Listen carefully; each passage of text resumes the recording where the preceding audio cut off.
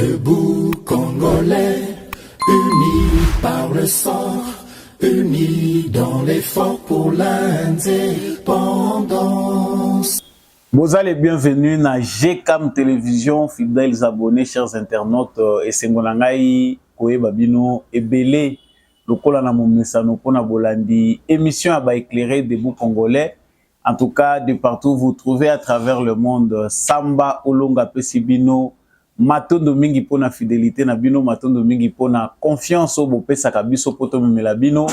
Basango, il y a République démocratique du Congo, justice Yanzambe Iratakate, justice Yanzambe Motomokote Aishapaka na contrôle nango, wana ezali tradition émission oyo chaque fois que émission ebandaka pona bao bayebi, boyebi ete mwana mboka Samba Olonga azalaka vraiment toujours na rapidité à ko rappeler ba combien de mortels que justice Yanzambe Motomo côté aishapaka na contrôle. Yeba yango que osala na nkuku, osala na mpoasa, monso yo kosala ezali na lifuti na yango. Soki na se amoyo yo ofutamite, yeba yango que même dans l'au-delà tu finiras par payer les prix de tes actes. Bongola bizaleli, soko lingite comme sentence parce que bisonyon so tozali soumis na baloi ya karma.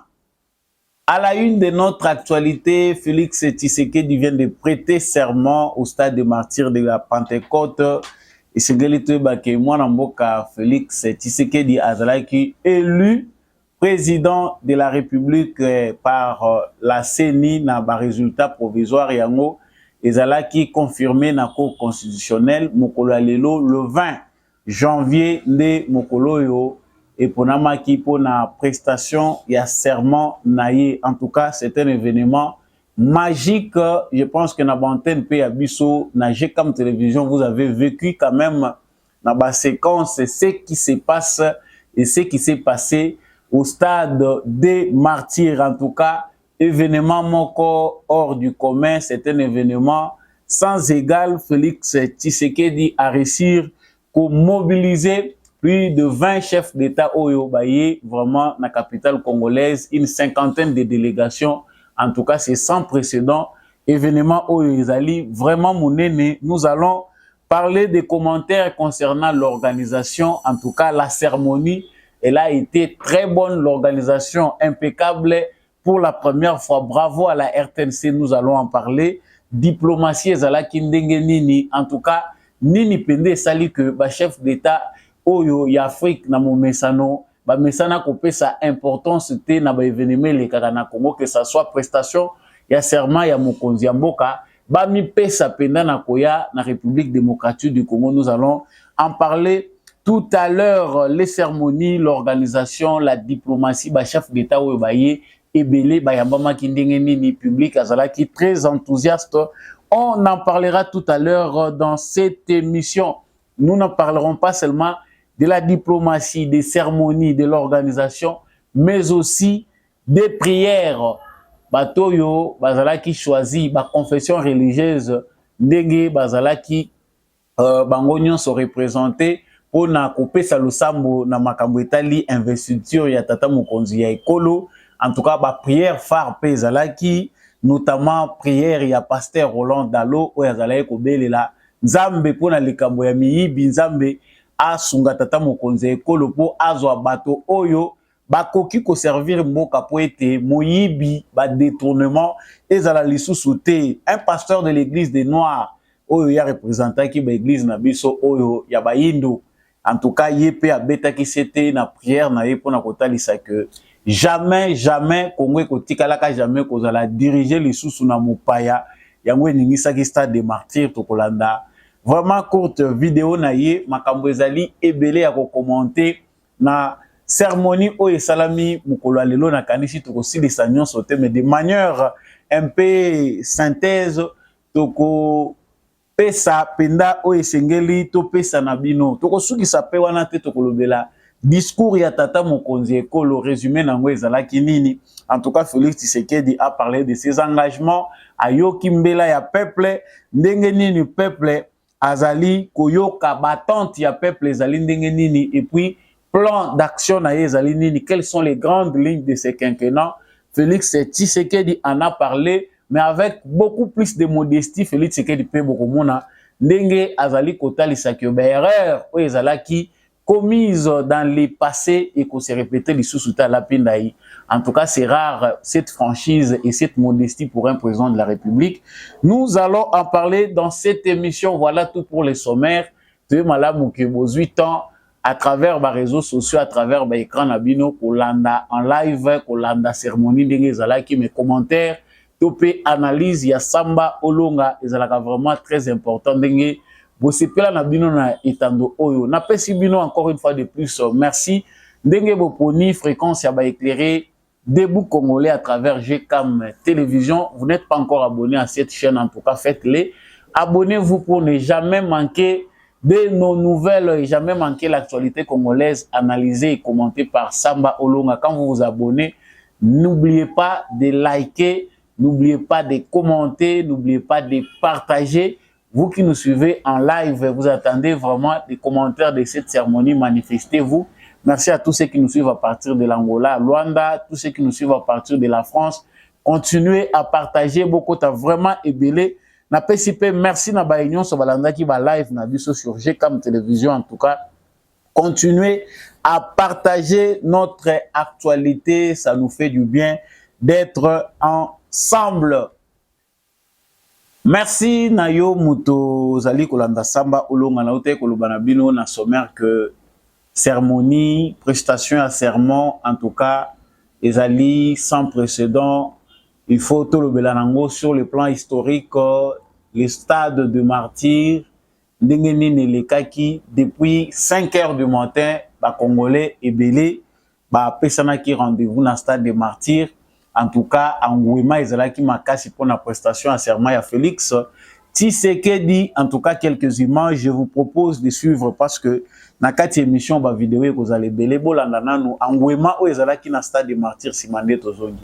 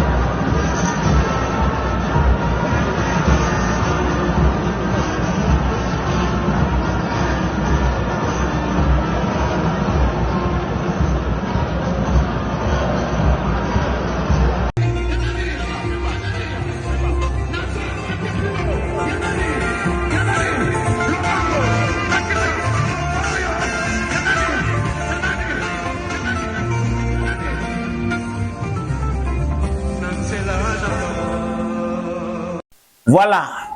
Ndenge bouti kota la vidéo ezali proposé na régie na biso par rapport à Ngouema na stade des martyrs par rapport à prestation à serment à Félix Tshisekedi et Sengeli toiba que c'est pour la deuxième fois qu'un président de la République démocratique du Congo prête serment au stade des martyrs de la Pentecôte, stade oyo mythique oyo vraiment ezali pe na événement nango ebele et ambaka et en bas pour la première fois prestation à serment, il y a Mouzé Laurent Désiré Kabila comme chef d'État après rébellion na bango na AFDEL, en tout cas stade des martyrs tant ba commune à Kinshasa ezalaki lieu choisi par Mouzé Laurent Désiré Kabila pour sa prestation de serment.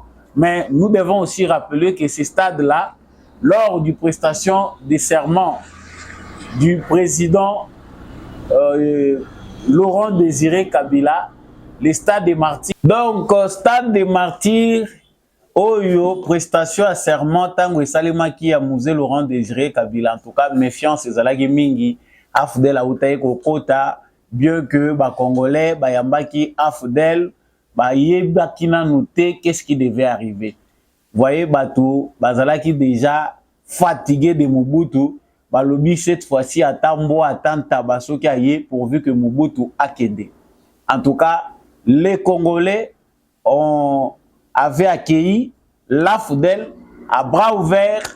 Bato ba yebite qu'est-ce qui était derrière réellement, qui avait amené Mouzé, malgré les dénonciations à parti local à Etienne Tshisekedi concernant AFDEL ndenga bandaye koyana bapaya. En tout cas, à Kinshasa, comme dans plusieurs provinces, l'AFDEL a été bien reçu. Bazalaki peut profiter dans la belle UDPS pour se faire accepter par la population. Mais pour la prestation à serment, tellement que méfiance ezalaki, Mouzé a prêté serment dans un stade de martyrs à moitié vide. Ça, c'est pour l'histoire. Il y a prestation à serment dans le stade de martyrs. Félix Tshisekedi Azali, deuxième président de la République, il a prêté serment dans le stade des martyrs. Joseph Kabila, comme dans ses habitudes, pendant 18 ans, en tout cas, a prêté serment 3 fois. Le 3 fois où il a prêté serment pour comme président de la République, aucune fois dans un lieu public, souvent ils allaient kaka na bakan. Ce que les na OIAT si kawapi asala qui passation pacifique de pouvoir avec Félix Tshisekedi. Mingi ils allaient na ba lieu moko isolé, difficile d'accès. Mais pour cette fois-ci, Félix Tshisekedi a choisi ce stade mythique. Il y a stade des martyrs. Il est le premier président à faire un carton plein. En tout cas, stade des martyrs, il y a 80 000 places, mais Batou Bazalaki au-delà de 100 000. Parce que obligé de s'asseoir même dans Bisika Oyo, Bakiti Ezate. Bisika Moussousou, Bakiti Ezate, mais Batou Baza obligé, Bavanda Nase, Basantasse, parce que moyen Bavanda Ezate. Donc on rappelle que dans le stade des martyrs, il n'y a que 80 000 places assises. Donc, ba mususu, ba santasa ki likolo, ba mususu, ba telemi kutu na ba couloir, ba zali ko yenga yenga. Donc, pour na lisolo, il y a ba plein. En tout cas, on retient que le fils d'Etienne Tshisekedi, en tout cas, azali ko honoré malamu mémoire, il y a papa naye, avec une prestation de serment historique qui va rester gravée dans les mémoires. Donc, voilà ce qui est très important concernant l'organisation. D'abord, il y a prestation, il y a serment dans le stade des martyrs. Concernant l'organisation, en tout cas, organisation ezali très kitoko pour éviter qu'est-ce qui avait manqué à Joseph Kabila pour faire vivre des Congolais, aux Congolais des moments très magiques comme ces moments. En tout cas, ce qui pour l'Inganao Félix Tshisekedi te, au Sepeli Nao te na prestation à serment à Félix Tshisekedi. En tout cas, qualité à cérémonie à modèle ils ont mérité ba félicitations à président de la République. En tout cas, c'est sous règne na yende ba Congolais bazo monango. Au Sepeli te ngai naza Congolais makambwana etali biso te biso tuzozela mboka ebonga mboka pe ebongaka à tous les niveaux. En tout cas, il n'est pas dit que le Kola Mboka, il faut ebonga tozana makambo ebele ya kosala que tokoki kobongisa makambo malamu te. Non. Même bapaya oyo baye malgré salité à Mopanzi, en tout cas, tu as vu que le Congo était à l'honneur en termes d'organisation. Donc, le stade des martyrs était revêtu d'une nouvelle robe. En tout cas, décoration en Aizalaki Kitoko. ils ont mérité ma félicitation. Je ne peux pas passer à sans Kolakisabino ce qu'a été la qualité de la retransmission en direct des images et la cérémonie Oyo par la RTNC. Ndenge nini RTNC azui Kishasa na ndenga likolo azui président ndenga azouta na monga liema. Ndenga azoya kokoma na stade de Martyrs. Je vous propose quand même quelques images triées et puis tozongi. Sous vos applaudissements, Son Excellence Nana Akufo-Addo, président de la République du Ghana. Asante, tumepokea presidenti. Mumeona kwa television wana presidenti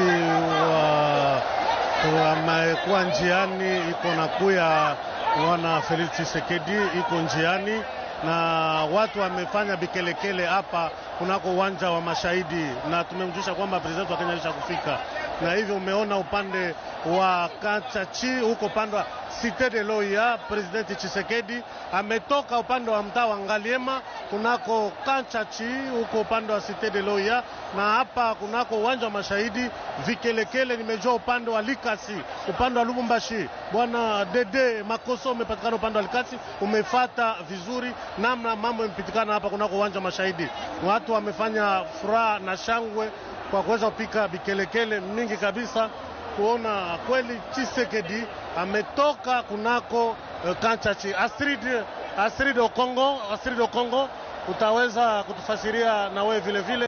Umeona bwana President Tshisekedi ametoka kunako Kanchachi, Cité de Loya, amepatikana kunako njia, atapita kitambo na kupita Lingwala ama Bandal na kuingia mtaa wa Kinshasa kunako uwanja wa Mashahidi.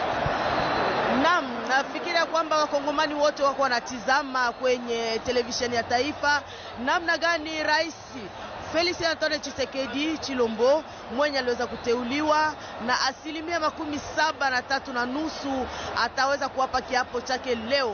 Ni mara ya kwanza ndani ya Jamhuri ya Kidemokrasia ya Kongo sherehe ya namna hii iweze kuongozwa. Anatoka huko upande wa Cité ya Umoja wa Afrika ya Oya, mahali ambako anabaki na iko anakuja njia kwa njia kuona kwamba wageni wake wamekwisha kuingia wengi, na yeye sasa anaanza kuja njiani. Wandugu wapenzi, ni jambo kubwa kabisa yenye kupitikana leo ndani ya Jamhuri ya Kidemokrasia ya Kongo. Voilà, en tout cas RTNC otoyebaki ya échographie eza sauvé. Félicitations à Patrick Mouya ya ndenge babundi quand même avec la RTNC pour que tozwa quand même image wana, même si na suka moi déception yaki. Donc to komi na suka on dirait batumoko bakangaki mutema bofuti bango mbongo na bango bien te babandi ko créer babiloko moko matériel eza ya sika. Qu'est-ce qui fait que transmission est komi na suka bozu image bien komi na suka et komi on dirait baza kofina ya kofina, mais dans l'ensemble l'image était de très bonne qualité. Vue aérienne au moni pour la première fois tozo mona ke baza ko retransmettre en direct bazo zwa image na likolo na ba hélico biso to mesana ka ko mona ngo na TV5 Monde soki bazali ko transmettre tour ya France wana ndenge ba cycliste basalaka. Mais pour une première en RDC tozo mona ba hélico likolo, ba cameraman baza ko filmer à partir ya ba hélico likolo, ba drone te mais hélicoptère likolo baza ko zwa image ndenge nini ezali ndenge nini cortège présidentiel eza kozwama. En tout cas, c'est à féliciter. Si tous les grands événements seront toujours couverts de cette façon, en tout cas chaîne Nabiso mokako soa esengeli ko kende liboso. Et loko biso to ko senga ka na chaîne Nabiso eza ko recruter ba journalistes jeunes compétents, baza ebele, baza na misala te. Ko remercier ba tata na biso ba travailler ba 40 ans, ba 50 ans, ba 30 ans. Baza ko luka ba mbongo na bango à départ. Bo pesa bango ba mbongo na bango.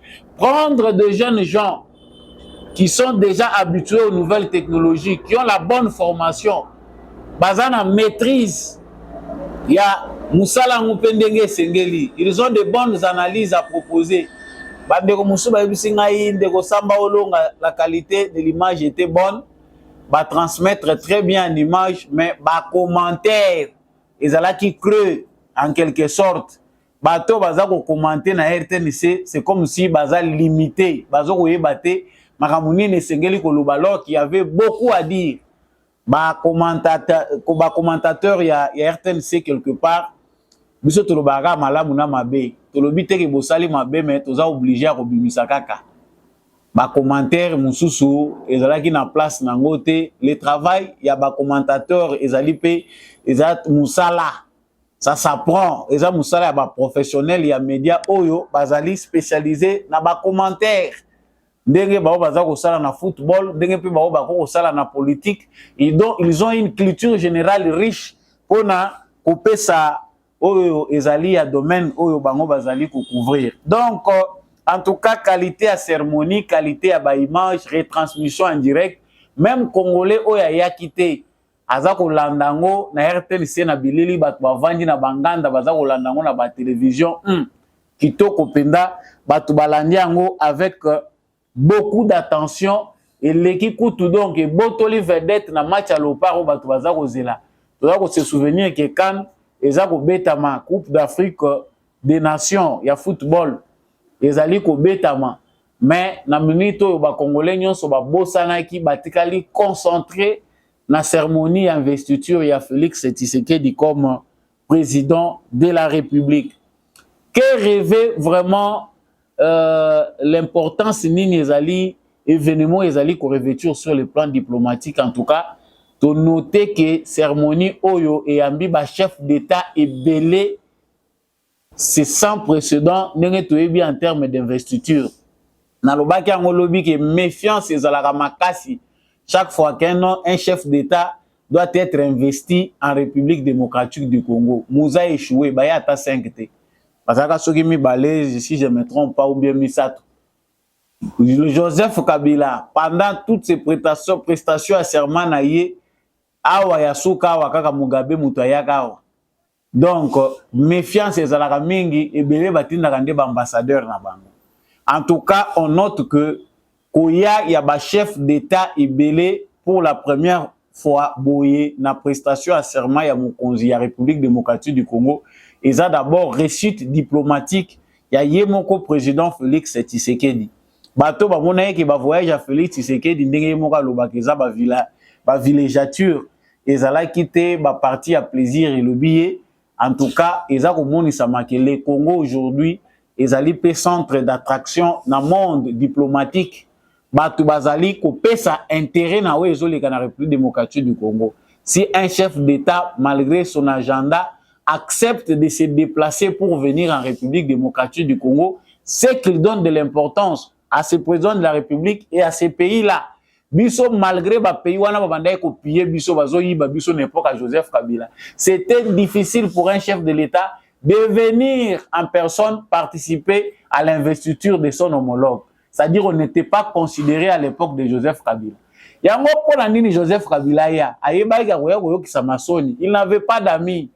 Banaye komona ye chef d'état moko à front ayebaki ko négocier te tango alingaka ye alingaka bima lisusu isolé tala Uhuru Kenyatta chef d'état o azalaki vraiment chef de l'état solo aye président ya Kenya Ruto aye mais Uhuru Kenyatta aye omoni pe bazo considérer ye na baninga comme un chef de l'état o aza toujours en fonction. C'est pourquoi parce qu'il a laissé des traces azalaki bon diplomate ayebaki ko négocier avec Félix Tshisekedi, c'était des bons amis, un bon défenseur. Il y a Congo na diplomatie Félix Tshisekedi azalaki ko mener contrairement à successeur na ye Ruto Biseka Seka o ya ye to ebite soka ye ko senga biso pardon, on va encore en parler ici. Donc diplomatie ya Tshisekedi est foutie. Ona ba baza ko kanisa ke yango te mutu ko bakisa lipa na sani ya Congo, au moins le Congo reprend sa place. Ezali quand même qu'augurer eza bon signe. Que désormais le Congo sera aussi considéré. Président Félix Tshisekedi abandé ko bima aki ko participer na prestation à serment ya chef d'état tel. Biso tozo mona ngokaka lokola ezali aza ko sala masekité. Ndenge ba ye wana ba chef d'état. Ndenge ba ye ebele wana diplomatie pe eza ko salema wana bomoni masolo eza ko beta mabaza ko profiter. Le chef d'état tant bazali ko kutana diplomatie ezanga kate bazana masolo oyo na téléphone basolo la ki ango te bakoki ko solo lango en live en direct ezali quand même kopé sa importance na musala na bango bazali ko sala. Donc l'actualité de la République démocratique du Congo est une actualité internationale aujourd'hui, mondiale. Prestation ya serment ya Félix Tshisekedi et comme événement moko mondial diffusé à travers le monde. Il n'y a pas seulement que les pays africains, mais il y a aussi des pays, il y a monde. Il y a monde entier, il y a Europe, il y a Amérique, il y a sur place des délégations. Et on voit vraiment que Assurance Ezali, c'est dans un stade de martyrs plein, dispositif sécuritaire, il y a Kosakanate, Baeliko Likolo, Baunité nyonso spéciale, Baunité nyonso ya la police, en tout cas mise à contribution pour que la sécurité est au maximum. Au moment que le chef d'État est belé, il y a une capitale. Et ça, il y a la campagne à Mabé, la prière à Mabé, le événement et réussir. C'est vrai qu'il peut y avoir une opposition. C'est vrai. Ceux qui maquillent les autres hélicoptères, ils ont continué à tourner. Qui nous si qu'on a la émission, ils ont continué à la ronde parce que Bazaka va continuer à assurer la sécurité dans la délégation et belé dans l'équité. Donc, on sent ici que le Congo doit être uni. Même ce qu'on vote qui Tshisekedi dit, mais événement Oyo ezali fierté nationale. C'est pour une première fois, dans l'investiture, il y a un chef de l'État congolais, Toyamba Ebele ya Bapaya Boye. Bapaya Oyo, baye ko honorer non seulement Tshisekedi, mais baza ko honorer Congo Mobimba. Et puis en venant comme ça, il s'intéresse aussi aux problèmes du Congo. Président de la République, même n'a ko soufflé, a ko rappeler bango pe makambo biso toza nango bosenga. Donc, sur le plan diplomatique, koya ya ba chef d'État ebele na ba délégation, ezali succès diplomatique. Et là qui suit que événement Oyo et revêtir importance nango et marquer un point na diplomatie Oyo Congo azali ko mener à travers le monde. On note aussi que le chef d'État de Bazaye Kokota de Rochako Azobongama na vidéo pour na kotira biso ba chef d'État ba yamba maki ndenge bazali ko ya tour na tour. Point moko ezali pe fokala ezalaki marquant président ya Zambie ba yebisi Moïse Katumbi. Zwa Moïse Katumbi ozonga na ye. Bolanda na vidéo wana simato.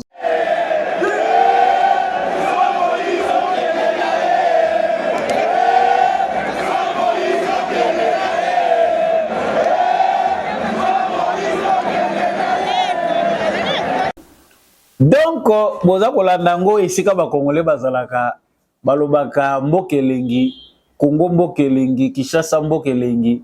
En tout cas, les Kinois ne manquent pas toujours une façon d'agrémenter à leur manière makambo elekaka. Le public était certes discipliné, mais ils n'ont pas manqué quand même ba jeton ezalaka kaka à la lire des Kinois. Ndenge nini toko créer polémique parce que Kinois zape muto polémique. Ndenge nini toko créer polémique à président zambien. Lola yo ye awa zwela biso kaka Katumbi memela biso ye kende na Katumbi akende kuna zwa Katumbi kende na ye. Ah franchement c'est le message est passé, c'est leur sentiment.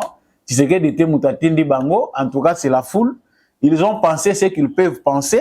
Yangwana pe message leki Katumbi pe place azali soka landa ki cérémonie devant ordinateur. C'est pas boye golandango azana kashobo azo beta golf.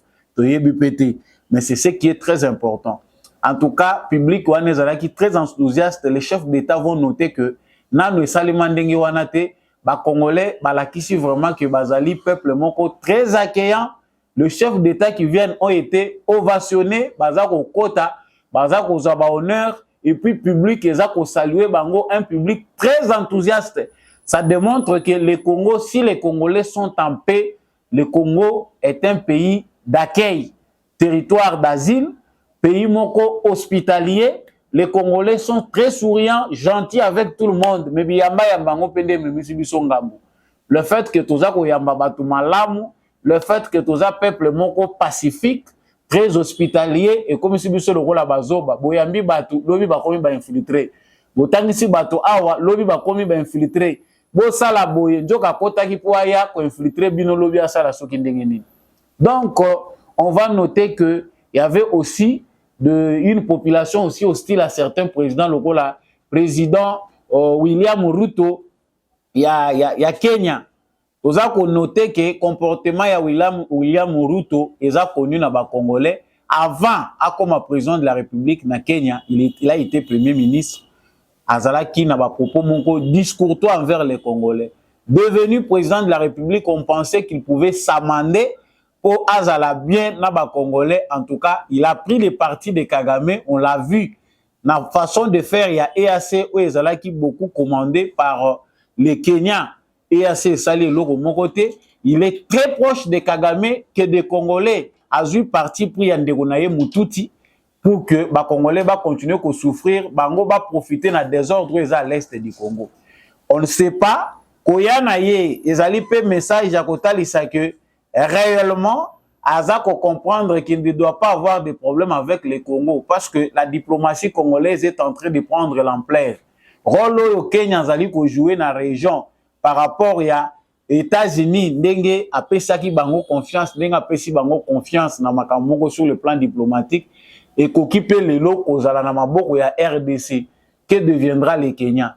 Président ya Kenya, ancien président prédécesseur ya William Ruto, Uhuru Kenyatta o azalaki pe sur place na prestation à serment ya Tshisekedi, azali ko s'inquiéter mingi na comportement ya William Ruto par rapport ya makambo ya insécurité à l'est du Congo, par rapport ya oyo ya azali ko sala comme diplomatie à l'est du Congo.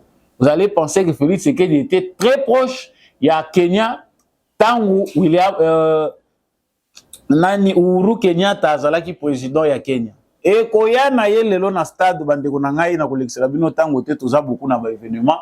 En tout cas, il a été hué quelque part bandeko mususu ba sepela kité parce que bazako mona oya azako sala. Faut savoir que maturité à ba Congolais et Koli les Congolais aujourd'hui s'intéressent beaucoup plus de la politique.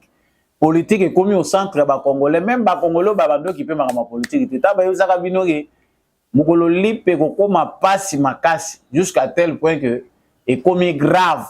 Ba Congolais nyonso ba kokoma ba politicien lelo awa même oya yebité politique amwe bandela ki wapi azako luka ko s'intéresser. Donc monsieur William Ruto azalaki quand même accueilli ndenga yelaki me ba Congolais belé pe batalaki na miso oyo ba kokai ko monela ye. Ben pour certains Rwandais ils pensent qu'il vient pour s'amender et effectivement la diplomatie américaine ezali ko permettre que Ruto a mené politique où Yazako mené na Kagame parce que Kagame doit être isolé sur le plan régional par la zone Yokate Azako obéir te na injonction bazako pesaye.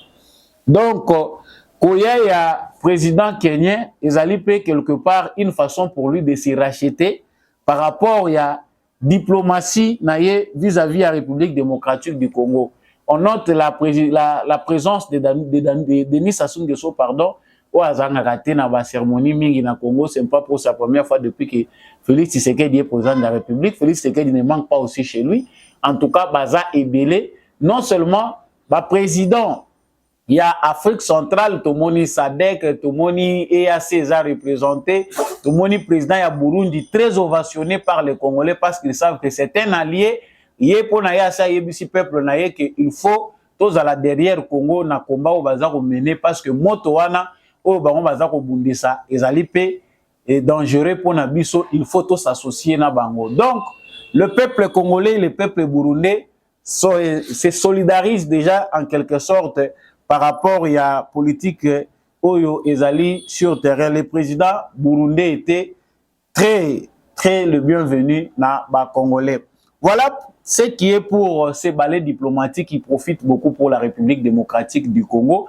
Tout le monde a dit que les Émirats arabes unis, parmi les investisseurs qui ont promis que les Congolais vont investir dans le Congo, en tout cas, il y a que les Turcs, il y a les Émirats arabes unis, des Moutouazali très présents en termes d'investissement dans le Congo. Ils ont promis que nous ferons ceci, nous ferons cela. Même les Américains, qui sont nos partenaires très privilégiés, ne sont pas capables de réaliser ce que font les Arabes et les Turcs. Oyoyo, Moussous Ndenge Bazali quand même ko sala ba investissement na bango Bazali ko accompagner Félix Tshisekedi na ba projet belé lokola ya ba infrastructure. Donc voilà pour ce qui était la présence y a ba chef d'état ebele oyo bayaki na ba délégation na cérémonie. Nous notons aussi que prière ezalaka très capitale. Le Congo est un pays laïque très lié na makambo etali ba culte. Ba culte ezalaka mingi esalemaka mingi na Congo, musulman, chrétien, mususu pe baza pe kobakisama bato ya ba dieu de noir. En tout cas, il y a plusieurs confessions religieuses na Congo, ba conviction eza ebele. En tout cas, l'État congolais, comme il est laïque, il respecte les convictions de tous les Congolais, même si le Congo est majoritairement chrétien. Na ba prière esalemaki to noter ba prière oyo, parce que ba prière mutu musulman asambeli, mutu ya ba église de réveil asambeli, ya catholique asambeli, mutu ya ba dieu de noir yé pas asambeli. Mais ça na ba prière moko est marqué vraiment cérémonie oyo investiture ya Félix Tshisekedi. Je commence par cette prière. Wana ezali prière pour na ba miyibi. En tout cas, moi aussi, je m'associe à cette prière et j'invoque l'Éternel Dieu des armées en conformité à cette prière. Je m'appuie moi aussi, Samba Olonga na prière Oyo, Nzambe na biso a écarté na ba institution ya République démocratique du Congo, le voleur, les hommes qui n'ont pas de valeur, bato bazako nyoko la biso. Parce que na ba confession religieuse nyonso, eza na confession religieuse o été yebisaka batu ke il faut ko yiba eza malamu. Il faut ko détourner eza malamu. Tous nous reconnaissons un seul Dieu, tous nous reconnaissons que le vol est un péché. Ezali na confession religieuse moko te ko lobaki moyibi ezali malamu, ko boma moto ezali malamu, ko zwa basi ya batu ezali malamu. Il y a uniformité quelque part na façon na biso tulukila kanzambe to poussa na pene pene nzambe. Pour la prière, il y a pasteur Roland Dalo ezali qui est président de la République, azala revêtu na sagesse pe intelligence. Ya kopona bato ya malamu pene pene na ye oyo bakosala ke ba détournement automesana koyoka esila na mboka na biso. En tout cas, c'est une prière capitale oyo e biso nyonso ba congolais tokoki ko appuyer mutu na mutu selon conviction na ye, mutu na mutu selon ndenge nini a se connectaka na univers créateur ndenge biso nyonso to sambelelaka po ba mususu tolérance ezate ndenge nazoloba boye musulman azomona ngo compliqué a po samba olonga za chrétien biso nyonso ndenge moko, à chacun sa manière de s'approcher à Dieu, à chacun sa manière de l'invoquer, mais pourvu que ozala ya solo connecté na créateur wana, c'est ce qui est très important, le fait eza na kati na biso nyonso. Donc pour mettre fin à problème ezali ya prière ya pasteur Roland Dalo, on espère que le Dieu créateur de l'univers va exaucer cette prière na mandat oyo to mona moyibi ko diminuer.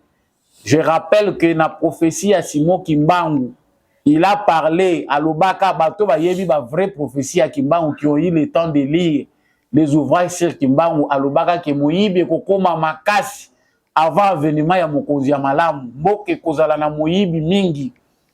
Et c'est ce qu'on est en train de vivre. Aujourd'hui, anti-valeur Congolais à tous les niveaux, c'est le vol, le détournement et le tribalisme et la haine où voilà ce qui nous tue. Si les Congolais peuvent comprendre que ces vices nous détruisent, ils ont profité de la richesse, voilà, le pari sera gagné pour la bonne gestion qui va faire que nous puissions aujourd'hui faire émerger, développer la République démocratique du Congo. Et dans la prière, Moussoussou, et tout à bordure, mais c'est aussi une prière très capitale parce que le pasteur rebelle paie sa importance. N'a évité ce qu'il y a moyen, même si le français est notre langue officielle, mais c'est important que dans la cérémonie Nabiso Moussoussou, to valoriser la langue nationale Nabiso. C'est vrai que tous en avons 4, tout le sa primauté dans mon côté. Mais c'est important que tout s'exprime même temps aux gens qui Nzambe na yo na monoko ya mboka na yo. Et c'est très important aux gens connectés même na ancêtre na yo. Je laisse ici cette vidéo Toyo Kango ezali ya représentant ya église des noirs Toyo ka prière na yesi mandé tozolo. ekoki kodirige na baétranger te. Mboka oyo ekoki kodirige na bapaya te. Me mboka oyo na mwana na yo Félix Antoine Tshisekedi azali mwana mboka. Batela ye, batela ye, pesa ye kimia, batela ye, pesa ye makas. Voilà, Stade de Gangi, c'était une prière, mais Stade de Gangi, Alobi, Zambé. Et c'est aussi une prière pour moi qui n'est pas de cette confession religieuse, parce que moi je reconnais que le Dieu, c'est le Dieu des noirs et des blancs. Zambé yaba kokabolazate, mais je me suis retrouvé quelque part dans sa prière. Pourquoi? Parce que il faut qu'on la connecter na mabele pezali na pouvoir spirituel. Nous sommes quelque part attachés à notre sol, à notre histoire, à nos ancêtres. Et les locaux, ba noir rebelle, ba perdre. Les origines sont aussi d'ordre spirituel. Connecté pété na ba ancêtre na yo. Et détruire biso, on se dit mais nous sommes déconnectés de la réalité. Ceux qui prient Nzambe ya bakoko, ils ont toutes les raisons de le faire. Nous avons abandonné nos ancêtres. Nous ne reconnaissons pas. Toye barate ba sépulcre que il faut to bongisaka o ezali ba tombe ya bakoko na biso non ba wei basi bakufa basi bakenda. Tokoza na tante ya s'occuper na bango que le mort ceux qui muto asa kufi esili. Omonier aza ko réveiller ba o eza ba ancêtre na biso. Il cite bato toyebi ke baza ba personnage marquant. La République démocratique du Congo. Kimbangu, on ne peut pas tobosana. Quand il parle d'équipe en vita, pour certains vont dire qu'est-ce que moi j'ai à voir avec cela. Moi je crois au Seigneur Jésus comme Seigneur et Sauveur. Oui, mais pour Nabiso Bato Baza Mwindu, to comprendre, il y a eu nos frères noirs qui étaient touchés au Yobayaki pour Tondi Mapé, to comprendre Kenzamba Mwazala. Mais quelque chose d'important qu'il soulève ici, Ezali, les Kambo, Yamopaya, à dirigeaka les sous Congo T. Voilà aussi ce qu'on aimerait entendre dans nos prières. Les pasteurs ne sont pas des politiciens, mais le pasteur doit aussi apprendre à dire des choses vraies. Ceux qui pendant prière na yo eza conduit na molimo, il faut pour ça la déclaration. Et ça c'était une déclaration. Batumsu bazomona ngolo la théâtre. Mopaya kokamaka les sous Congo T. Bisonyon se tolobi amen. Voilà une telle prière aussi qu'il faut appuyer. Mopayata mwazako kambamboka na bino boza maudit. Quelqu'un qui ne partage pas votre histoire. Les États modernes nous apprennent qu'il faut avoir des présidents, aumôniers, tout ça, mais même dans la Bible, ça ne s'appuie pas. La Bible que nous lisons, nous chrétiens, les a admettre en côté. Joseph a accueilli bazui esclave pas que pas pharaon nanda kwa pharaon. Ba élevé ye na mboka mupaya comme ka présidenté. Asukaka quelque part na niveau ya premier ministre. Jamais bapesa ke bokonza comme ki pharaon te. Donc le pouvoir est sacré, on le protège. Biso na conception moderne ya ba état toza ko kende à côté ya essentiel. Non, mon paya, eza question mon paya te, eza nango problème te, ya ça latibino. Non, non, non, non, non, non. Et ça, biso toza ko acta ngo pona biso ba tuto apiyaka des pères et des mères, ceux qui peuvent diriger le Congo, en tout cas prière oyo et tout à qui bordure, même Lola et Yokaki Ango, nous tous nous avons pris acte parce que ce qui est cerné sur terre serait aussi cerné au ciel. Voilà pour les prières, en tout cas, tous au Kende. Malembe, tout le monde a dit que cours constitutionnel et sali cérémonial na bango ndenge ba mesana ko sala ngo d'habitude, malgré la cérémonie à Congo, ils ont mis trop, certaines choses doivent être réduites en temps pour permettre à ce que cérémonie où ils ont sali en public et sali manata moké. C'est ce qui nous tue un peu biso ba yindo. Les ali qui ba cérémonie mususu ba place au biso tozali komema batami laï.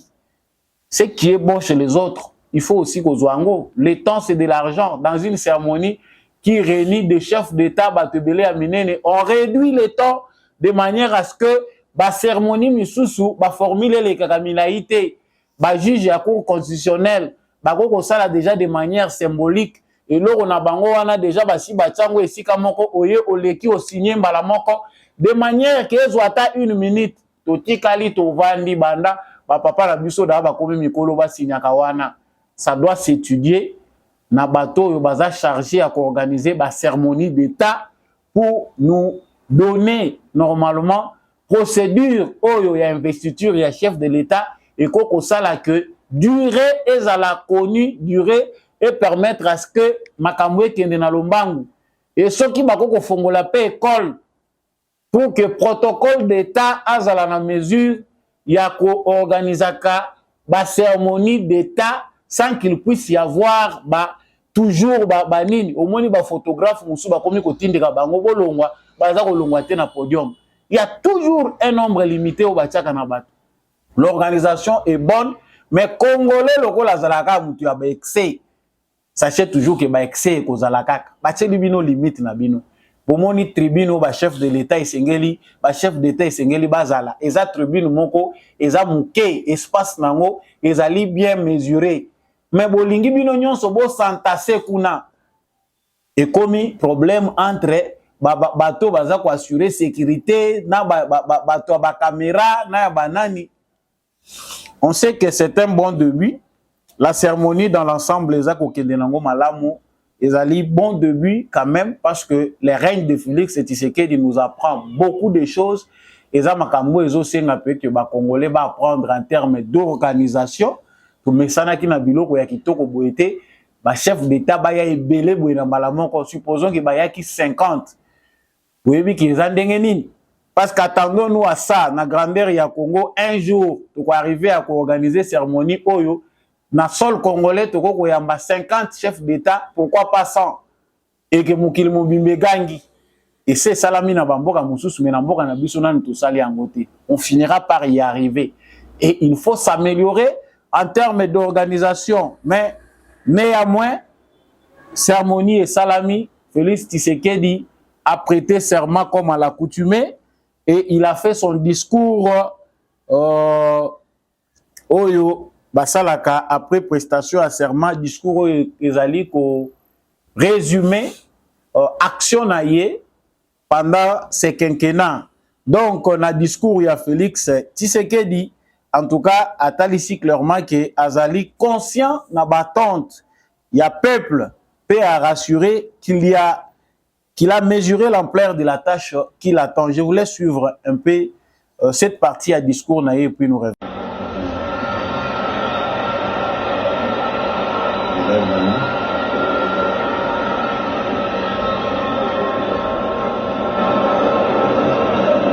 Moi,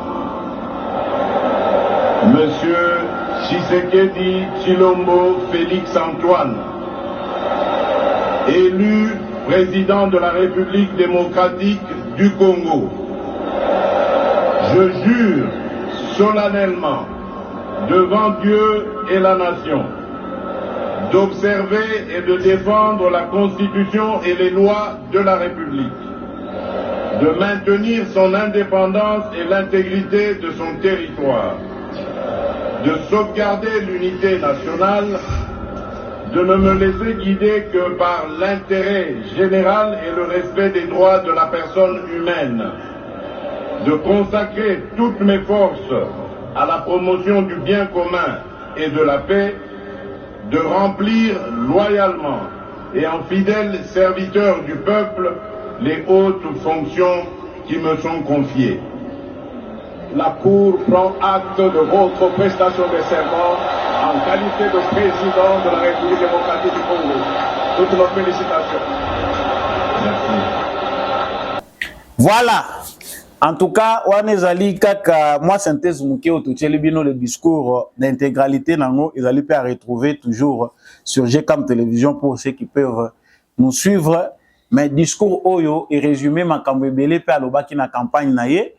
On reconnaît que na kati ya campagne na ye, Félix Tshisekedi a parlé de tout ce qu'il a résumé dans son discours. Ngai na zua ngona nda forme, c'était très bon, éviter des discours très longs, épuisants, na ba cérémonie lokola oyo c'est quelque chose de bon.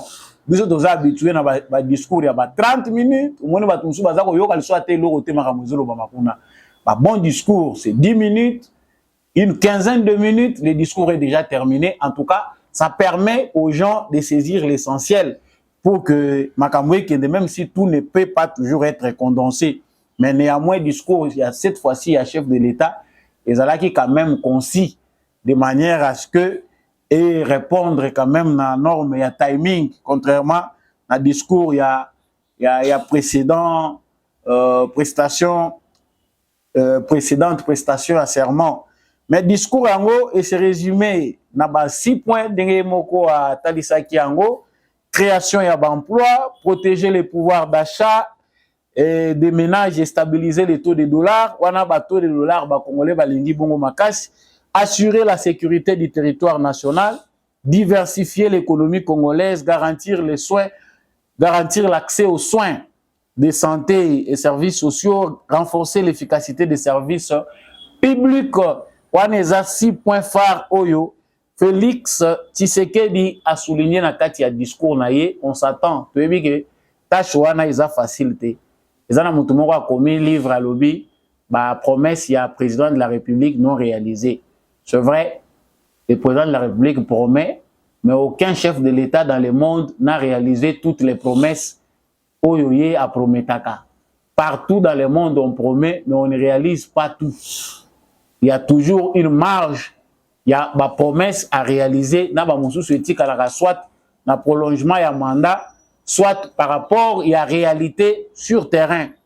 Donc, pour Félix Tshisekedi, il faut noter que le peuple congolais a une attente, et surtout que confiance est renouvelée, et ça pour les Kambouya Mabele, les Kambouya Mboka. Dans l'ensemble, il y a un sentiment d'appartenance à la nation qui a fait que les Congolais n'ont pas voulu de l'autre candidat principal de l'opposition. Ce candidat-là qui a été qualifié de candidat de l'étranger, en tout cas Félix Tshisekedi, comme dans ses habitudes, a reconnu quand même qu'il y a eu une opposition sans bango. Union Sezo Salimelinga qui Salimate, ba challenger na yé ba contribuer pour que événement où ezako Salima et Salima. C'est ça aussi. Donc, fair play, il faut Félix Tshisekedi, alors qu'on continue qu'on a ouvert pour que le Congo est toujours uni et réconcilié. Mais on note quelque chose d'important. Franchise Oyo na humilité. Humilité est donnée dans Montonion sauté. Cette phrase de Félix Tshisekedi est révélateur. Félix dit, Tshisekedi dit, je m'engage à user de tout ce qui est à mon pouvoir pour que les erreurs du passé ne se reproduisent plus et pour que les actions nécessaires à l'avancement du pays soient promptement prises. Et ça facilité, n'a pas tout reconnaître les erreurs. Félix Tshisekedi reconnaît quand même qu'il y a eu des erreurs dans le mandat na ye outi koleka. Ces erreurs-là, identifier yango parce que le monde, l'humanité, l'erreur est humaine. Président de la République, tout doit être parfait. Non. Qu'est-ce qu'il a de bon sur lesquels nous pouvons nous appuyer pour que Bisso soutenir Poto Kendeliboso. Et c'est ce que les Congolais ont fait de Félix Tshisekedi. Tout n'a pas été bon du tout. Et ça, dans Makabo, les Congolais vont côté, ba détourner, ba mbongo, ba mususu, ba tiki bango, miyibio, ba yiba, ba détruire mboko yo, baza à l'aise, baza ko sionner na bango. En tout cas, ce que Félix Tshisekedi résume ici, ezali preuve moko ya humilité makasi. Mais ça ne suffit pas. Il doit faire aussi preuve de beaucoup de fermeté, d'engagement dans le mandat oyoyo. Ezali ami balé pe asuka selon constitution pour que mboka yekende liboso. Mboka et se développera jamais na batu oyo bazali ba intouchable. Si le pays doit avancer avec des bandits oyo bazokanisa ke soki ba pesi parcelle de pouvoir à gérer et la kisi que famille mobimba ngindi bango pe bakoti na histoire. Ce n'est pas comme ça que le pays doit avancer. Au moins nous saluons cette humilité là. cette façon-là de reconnaître ses erreurs, et ça, la Tshisekedi azala grand. Aujourd'hui, l'histoire de la République démocratique du Congo est écrite par des Congolais, un grand Congolais comme Félix Tshisekedi, qui nous fait la fierté. Ce n'est pas parce qu'on n'aime pas Félix Tshisekedi qu'on n'est pas obligé de reconnaître l'événement d'aujourd'hui. L'événement d'aujourd'hui est une fierté congolaise, est une fierté qui amène le Congo à un certain niveau au monde. Joseph Kabila a commis l'erreur de ne pas être là. Peut-être les Japonais Sony, à Monique a géré te. Ayebisa biso ke Japonais makambo académique. Non. Makambo na yo académique, tozo mona pe lo eza ko apporter na Congo te. Soko zalaki, ça allait encore donner un grain de beauté à la démocratie congolaise. Mais bino boluki bobe tango na forme yake parce que toza ko constater que force ya muto politique et écarter biso na cercle ya pouvoir, il faut to kangela Congo le kofi lokuta. Na moment oyo Congolais nyonso aza se reconnaître Congolais, peu importe nos divergences, il doit se retrouver dans ce qui est fait et trouver un moyen d'agir comme Congolais pour que nous puissions avancer. Ce qui continue au Kanaliko Finamuté Manayo, le fait que la majorité des Congolais ont dit oui à ce qui est fait, le Congo va avancer. C'est toi qui feras des surplaces à cause il y a un nayo. Voilà tout comme commentaire essentiel. Et ça tout est naïbi que Makamouza qui est belé à commenter. Les événements se sont bien déroulés. C'est beau à voir. C'est à féliciter. Il y a des choses à bien encore préparer dans le futur. Makamoussou peza kozela biso libosoawa.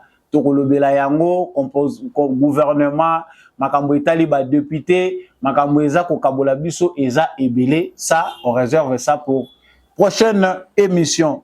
J'ai dit merci à l'équipe technique de M. Mbiachako qui m'a accompagné comme d'habitude pour que cette émission vous parvienne. J'ai dit merci à tous ceux qui nous suivent de partout pour que cette émission puisse rayonner davantage. Abonnez-vous, partagez, likez, laissez-nous un commentaire, dites-nous ce que vous en pensez. Sermoni obino bomona kiango ndenge nini. En tout cas, et sali bino nini na motema. Quelles sont vos impressions par rapport à la prestation à serment à Félix Tshisekedi? Est-ce que l'avenir sera bon par rapport à ce que Félix Tshisekedi a dit? Dites-nous et dites-nous en commentaire par rapport à ce que vous pensez. Merci également à l'apôtre Gérard Kabeachovo. Merci à l'homme de la vérité des urnes, Jean-Louis Timbalanga, que je salue depuis la France, et également Papa Boniface Mpunga, mon vieux Maurice Kikangala, Papa Jeff depuis l'Autriche, Papa Freddy Ngwama, Papa Kennedy Mukendi, Papa Paulin Chika, Pe Bandeko Nyonso, Oyebele Balinga Kaje comme télévision, Maman Bilbilonda qui était au stade de martyr. En tout cas, na PCOP Bambote Mingi, merci na Maman Lisette Mombendu, merci na Bayenyon so Balinga Samba Olonga Boza en ligne, Boza ko partager événement ezala qui riche en couleurs, fête ezali ko continuer. Bandeko oyo bazali na banganda baza ko continuer ko célébrer en tout cas et sengona bino ezali ya ba congolais nyonso, mais il faut ba mentalité na biso ezala changer pour que Congo eye ba kokende liboso. Je vous dis au revoir, on reste ensemble. Wazalendo na motema, FARDC na motema, on se retrouve prochainement.